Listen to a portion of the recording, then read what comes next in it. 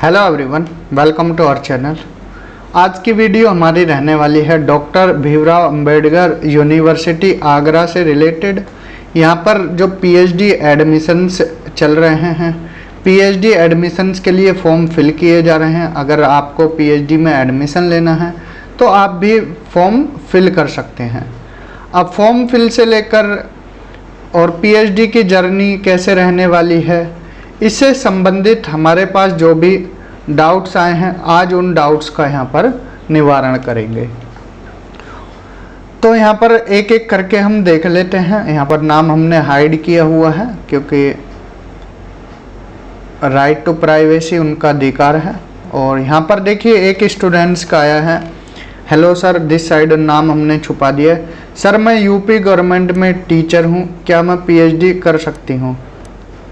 देखिए इस बार क्या प्रोविज़न आया है, यहाँ पर इन्होंने बोला है ये टीचर हैं और पीएचडी करना चाहते हैं। तो पीएचडी देखिए यहाँ पर डॉक्टर भीमराव अंबेडकर यूनिवर्सिटी में इस बार से दो मोड में होगी, एक रेगुलर मोड में और एक पार्ट टाइम मोड में। तो ये क्या है, पार्ट टाइम मोड में पीएचडी कर सकते हैं। तो आप बिल्कुल पीएचडी कर सकते हैं, तो अप्लाई कर सकते हैं। मीन्स गवर्नमेंट जॉब के साथ पीएचडी की जा सकती है। प्लीज़ सर हेल्प कीजिए। तो यहाँ पर आप क्या है, पीएचडी के लिए आवेदन कर सकते हैं। ठीक है, तो आपको क्या है, फिल करना है फॉर्म, उसमें पार्ट टाइम आपको मेंशन कर देना है। ठीक है, रेगुलर मोड में मत करना, पार्ट टाइम मोड में कर देना है। तो ये एक स्टूडेंट का डाउट था। नेक्स्ट डाउट देख लेते हैं। सर ये बताइए, पीएचडी एडमिशन के लिए रिसर्च प्रपोजल बनाना पड़ेगा क्या? आगरा यूनिवर्सिटी में, देखिए आगरा यूनिवर्सिटी पहले नाम था, अब डॉक्टर भीमराव अंबेडकर यूनिवर्सिटी हो गया है। कोई बात नहीं, उन्होंने आगरा यूनिवर्सिटी लिखा है, पूर्ववर्ती नाम यही था। और इंटरव्यू होगा कि डायरेक्ट मेरिट बेसिस पर सिलेक्शन होगा? देखिए जैसा कि हमने प्रीवियस वीडियोज़ में भी बताया है कि यहाँ पर रिसर्च प्रपोजल की ज़रूरत नहीं है, रिसर्च प्रपोजल नहीं मांगते हैं। यहाँ पर क्या है, ना ही इंटरव्यू होगा, रिसर्च प्रपोजल की ज़रूरत नहीं है। अब बात करें इंटरव्यू की, तो इंटरव्यू भी नहीं होगा, सिर्फ क्या होता है, काउंसलिंग होती है। काउंसलिंग होगी और काउंसलिंग में क्या होगा, आपका जो डॉक्यूमेंट्स हैं, डॉक्यूमेंट्स वेरीफाई होंगे, डॉक्यूमेंट्स का वेरिफिकेशन होगा। ठीक है, इन्होंने पूछा और इंटरव्यू होगा कि इंटरव्यू नहीं होगा, डायरेक्ट मेरिट बेसिस। देखिए दो तरह से एडमिशन होगा, एक तो एंट्रेंस टेस्ट होगा, एंट्रेंस टेस्ट के बेसिस पर, और एक होगा एग्जेम्प्टेड कैटेगरी में, एग्जेम्प्टेड कैटेगरी। अब एग्जेम्प्टेड में कौन कौन आएंगे, जेआरएफ, या जैसे अभी पीछे मैम का एक कमेंट था, मैसेज था कि मैं टीचर हूँ, तो टीचर्स भी इसी में आएंगे एग्जेम्प्टेड में। हालांकि अगर एंट्रेंस टेस्ट देना है, बिल्कुल दीजिए, एंट्रेंस टेस्ट देना ज़रूरी है। ठीक है, क्योंकि ऐसा प्रोविज़न अभी नोटिस में हमने भी नहीं देखा कि सिर्फ एग्जेम्प्ट जो टीचर हैं वो डॉक्टर भीमराव अंबेडकर यूनिवर्सिटी वाले टीचर एग्जेम्प्ट में रहेंगे या ओवरऑल टीचर। तो इसमें डाउट है, आप एक बार कंफर्म कर लेना यूनिवर्सिटी की तरफ से जो नंबर दिए गए हैं। बाद में आपको कोई इशू रहे, हम नहीं चाहते आप ब्लेम करें, इसलिए आपके जो डाउट हैं उनको हम यहाँ पब्लिकली भी बता रहे हैं। ठीक है, जो और स्टूडेंट्स के भी डाउट रहेंगे वो भी सॉल्व हो जाए। क्लियर? तो ये ध्यान रखना है, आप अगर अदर यूनिवर्सिटी या अदर कॉलेज में टीचर हैं तो आप एक बार कॉल करके पूछ लेना कि सर हम एग्जेम्प्ट कैटेगरी में आएंगे या फिर हमें भी एंट्रेंस टेस्ट देना पड़ेगा। ठीक है, ये चीज़ें आप पूछ लेना है। तो ये डाउट क्लियर, दो डाउट हैं। पहला डाउट क्या था कि सर पीएचडी की जा सकती है गवर्नमेंट जॉब के साथ, वो टीचर हैं तो की जा सकती है। सेकंड, प्रपोजल बनाना पड़ेगा, नहीं बनाना पड़ेगा, इंटरव्यू नहीं होगा, तो यहाँ पर काउंसलिंग होगी, डॉक्यूमेंट चेक होंगे। अगर एंट्रेंस के थ्रू जाना चाहते हो, एंट्रेंस टेस्ट दीजिए 28 जुलाई को, एग्जेम्प्ट कैटेगरी के थ्रू भी आप जा सकते हैं। यहाँ पर नेक्स्ट है, हेलो भाई, आगरा यूनिवर्सिटी में पीएचडी के ऑनलाइन फॉर्म में कास्ट सर्टिफिकेट न्यू होना चाहिए क्या? अब देखिए आपकी कैटेगरी कौन सी है। ठीक है, अगर देखिए ईडब्ल्यूएस है तो वो हर साल क्या है रिन्यू होता है, हर साल न्यू चाहिए होता है।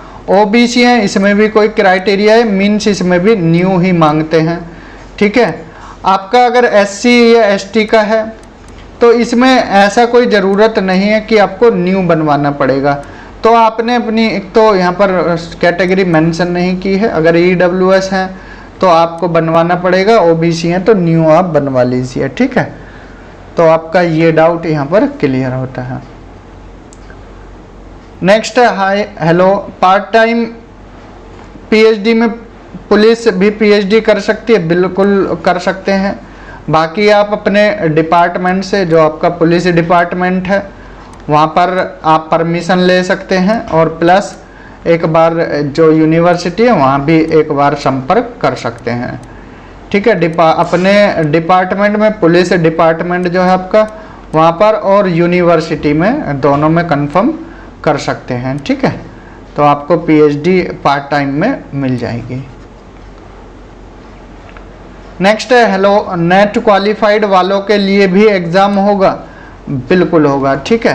देखिए नेट वालों को एग्जाम्प्ट कैटेगरी में नहीं रखा गया है, नेट वालों को एंट्रेंस टेस्ट देना पड़ेगा, उनको क्या है एंट्रेंस टेस्ट देना पड़ेगा। तो एंट्रेंस टेस्ट दीजिए, और जो जेआरएफ वाले हैं उनको एग्जाम्प्ट कैटेगरी में रखा गया है। जेआरएफ या कोई आपकी फेलोशिप है जैसे NF OBC, NF SC, teacher, ये लोग आएंगे एग्जाम्प्ट कैटेगरी में, तो आपको क्या है एंट्रेंस टेस्ट देना पड़ेगा। नेक्स्ट डाउट है सर गुड मॉर्निंग, मेरा एक पर्सनल क्वेश्चन है सर, मैं एजुकेशन से हूँ। ओके, आपका सब्जेक्ट क्या है? एजुकेशन है। बीएड इस साल फाइनल ईयर है एंड मैं नेट जेआरएफ भी हूँ, ठीक है। सब्जेक्ट हो गया आपका एजुकेशन, जेआरएफ है आपका, बट अच्छा नेट जेआरएफ भी एजुकेशन से दे रही हूँ। ओके, अभी आपका नहीं है, मीन्स आप जेआरएफ के लिए क्या है अपीयर हो गए, ठीक है। बट मैंने देखा है कि एजुकेशन से वैकेंसी कम निकलती हैं। क्या मैं इस बार सोशोलॉजी से एमए कर लूँ?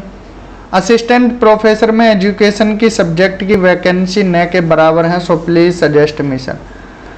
तो यहाँ पर देखिए, आप फिर से एमए करोगे, 2 साल आपके जाएंगे, इससे अच्छा है आप सोशोलॉजी में ही जो आपका एजुकेशन है, एजुकेशन में ही अच्छे से तैयारी कीजिए और जेआरएफ निकालिए, पीएचडी करिए, और अपने एजुकेशन को ही स्ट्रॉन्ग कर कर आप असिस्टेंट प्रोफेसर बन सकते हैं। बाकी आपका इंटरेस्ट है कि आपको फिर से करनी है मास्टर्स, तो 2 साल उधर के हैं आपके फिर खराब के इन द सेंस टाइम आपका खिंचता चला जाएगा, ठीक है। फिर आप सोशोलॉजी से करोगे तो एज भी मैटर करती है, और फिर परिस्थितियां भी हर टाइम अनुकूल नहीं रहती हैं। बाकी आप देखना इसको कि आपको सुटेबल लगता है तो कर लीजिए, वरना आप मेहनत कीजिए एजुकेशन से ही। नेक्स्ट हेलो भैया अभी जो आगरा यूनिवर्सिटी का नोटिफिकेशन आया है उसमें नेट जेआरएफ वालों के क्या कुछ रहेगा? जिनका 2022 में जेआरएफ हो गया उनका एंट्रेंस होगा या इंटरव्यू होगा सीधा? तो अगर आपका देखिए जेआरएफ है तो आप तो एग्जाम्प्ट कैटेगरी में रहोगे, अगर देना चाहते हो एंट्रेंस तो आप बिल्कुल दीजिए, वेलकम है एंट्रेंस में भी, ठीक है। तो आपका ये डाउट क्लियर होता है, आप जेआरएफ है एग्जाम्प्ट में ले सकते हैं, बाकी एंट्रेंस दे सकते हैं, दोनों तरफ से आप एडमिशन ले सकते हो, ठीक है। नेक्स्ट सर मैं सब्जेक्ट इज एजुकेशन टॉपिक कैसे चूज करें? क्या इस बार कैंपस जाकर थीसिस देखनी चाहिए जिन पर रिसर्च हो चुकी है? अगर आपका सब्जेक्ट एजुकेशन है, सबसे पहले आपको क्या है जो रिसर्च प्रीवियस रिसर्च हुई हैं, प्रीवियस रिसर्च, ठीक है, उनको पढ़ना है। देन अगर आपको इनको पढ़ने के बाद इंटरेस्ट लगता है कि ये टॉपिक मुझे सूट करेगा तो उस टॉपिक से रिलेटेड फिर और थोड़ा थीसिस, आर्टिकल्स, रिसर्च पेपर पढ़ना, देन इस कैंपस जाकर थीसिस देखनी चाहिए। देख सकते हो, बिल्कुल देख सकते हो। बाकी शोध गंगा साइड पर भी आपको मिल जाएंगी, शोध गंगा पर भी, और आपको कैंपस में जाकर पढ़ना है तो वहाँ जाकर भी आप पढ़ सकते हैं। माई सब्जेक्ट इज सोशोलॉजी, मुझे टॉपिक समझ नहीं आ रहा है, क्या चूज करूँ रिसर्च प्रपोजल के लिए। तो देखिए, आप जैसे अभी हमने यहाँ पर बताया, आप इस तरह से ही पहले थीसिस पढ़िए, रिसर्च पेपर पढ़िए, फिर इंटरेस्ट आपका जिस टॉपिक में लगे उससे रिलेटेड आप प्रपोजल तैयार कर सकते हैं। नेक्स्ट है प्रणाम sir, this side is dash name है, just world your YouTube. Sir I am JRF qualified in pol science. Okay, इनका JRF है, सब्जेक्ट है कौन सा, पॉलिटिकल साइंस। JRF है इनका पॉलिटिकल साइंस में। Recently I filled the form in Meerut university. Okay, CCS में इन्होंने फॉर्म फिल किया है। Sir would you tell me how I would present the research and 500 word writing something topic before Meerut University, because I am well prepared in my topic and subject, but I do not have much clarity how should I present before interview so that I may select, because I am looking for taking admission in this university, because it is in the vicinity of the capital where I am right now living. Please help me out. If you have different discipline, so you can say someone who is from Meerut University can help me out. Regards. Okay. तो इनका कहना है simply कि pol science से JRF है, CCS में इन्होंने form fill किया है। इनको क्या है 500 वर्ड्स का एक रिसर्च प्रपोजल या आप सिंपली कह सकते हैं सिनॉप्सिस तैयार करना है। तो पॉलिटिकल साइंस से आप जैसे आपके टॉपिक्स हैं उनको चूज़ कर सकते हैं। फॉर एग्जांपल जैसे पंचायती राज इंस्टीट्यूशन से रिलेटेड, या ग्लोबलाइजेशन से रिलेटेड, या फिर जो इंटरनेशनल ऑर्गेनाइजेशन है जैसे सार्क है, सार्क का महत्व, ठीक है, या ब्रिक्स है, इनके महत्व से रिलेटेड टॉपिक ले सकते हैं।